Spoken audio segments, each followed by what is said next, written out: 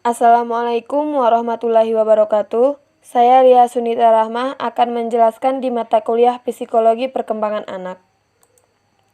Saya akan menjelaskan tentang perkembangan bahasa anak. A. Makna bahasa. Bahasa erat sekali kaitannya dengan kognitif. Bahasa merupakan kemampuan untuk berkomunikasi dengan orang lain dalam bentuk lisan, tulisan, isyarat, bilangan, lukisan, dan mimik wajah. Bahasa merupakan faktor hakiki yang membedakan manusia dengan hewan. Bahasa merupakan anugerah dari Allah Subhanahu wa Ta'ala yang dengannya manusia dapat mengenal atau memahami dirinya, sesamanya, alam, dan penciptanya, serta mampu memposisikan dirinya sebagai makhluk berbudaya dan mengembangkan budayanya. Fungsi bahasa. Fungsi bahasa menurut Halliday adalah sebagai berikut. Fungsi instrumental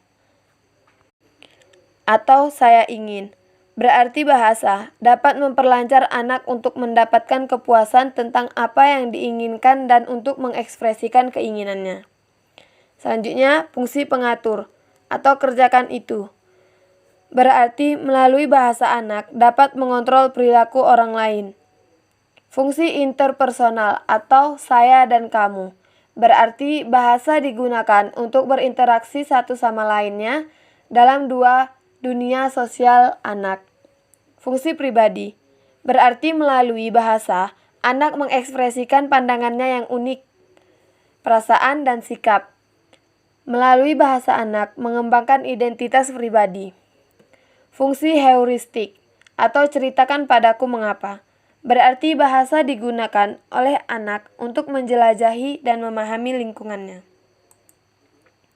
Fungsi imajinasi atau mari pura-pura. Berarti bahasa memperlancar anak untuk lari dari realitas dan masuk ke dunia buatannya. Fungsi informatif atau saya mempunyai sesuatu untuk diceritakan padamu. Berarti melalui bahasa, anak dapat mengkombinasikan informasi-informasi baru kepada orang sekitarnya. C. Teori perkembangan bahasa, yaitu teori belajar atau learning theory. Prinsip pada teori ini menyatakan bahwa perkembangan bahasa adalah bentukan atau hasil dari pengaruh lingkungan dan bukan karena bawaan. Teori nativistis. Pandangan ini menyatakan bahwa struktur bahasa merupakan bawaan lahir, telah ditentukan secara biologis, bersifat ilmiah, dan bukan bentukan. Teori kognitif. Perkembangan bahasa tergantung pada kemampuan kognitif tertentu, kemampuan pengolahan informasi, dan motivasi. Piaget dan pengikutnya menyatakan bahwa perkembangan kognitif mengarahkan kemampuan berbahasa, dan perkembangan bahasa tergantung pada perkembangan kognitif. D. Tipe perkembangan bahasa.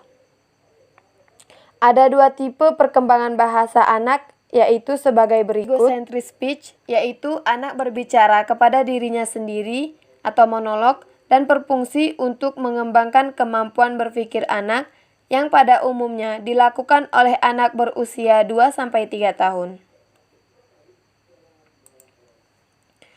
Socialist speech, yaitu anak mulai berbicara pada orang di sekitarnya. Perkembangan ini dibagi ke dalam 5 bentuk, yaitu adaptive information, yaitu bertukar gagasan atau adanya tujuan bersama yang dicari. Criticism, yaitu menyangkut penilaian anak terhadap ucapan atau tingkah laku orang lain.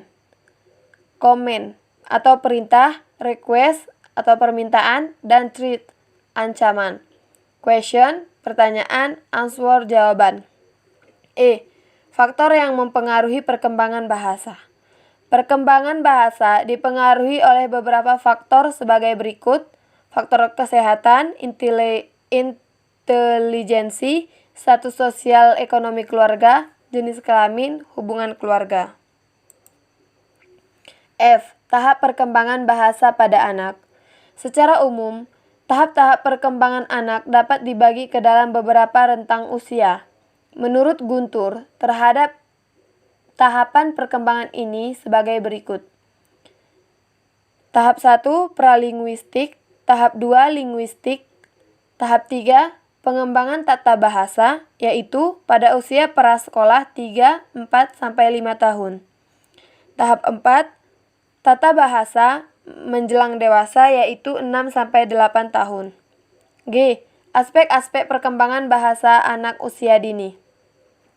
Aspek-aspek yang berkaitan dengan perkembangan bahasa anak menurut Jumaris dapat dibagi ke dalam 3 aspek, yaitu kosakata. Seiring dengan perkembangan anak dan pengalamannya berinteraksi dengan lingkungannya, kosakata anak berkembang dengan pesat. Sintaksis atau tata bahasa.